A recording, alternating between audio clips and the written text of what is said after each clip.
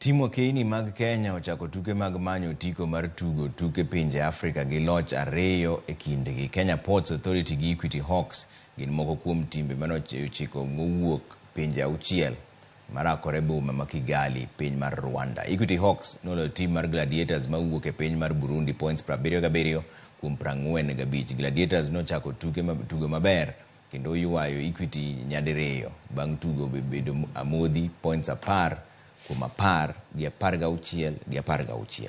Hawks nojiwo tugo kendo nobedo mbele gi points 9 kapok jotugo dhi e yueyo.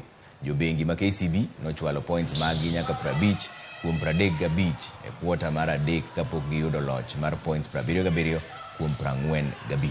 Betty Kananu gi Mary Lisa Omondi nobedo jotugo masulwe. Timbe mabiro chopo e finals biro ng'ado tiko margi.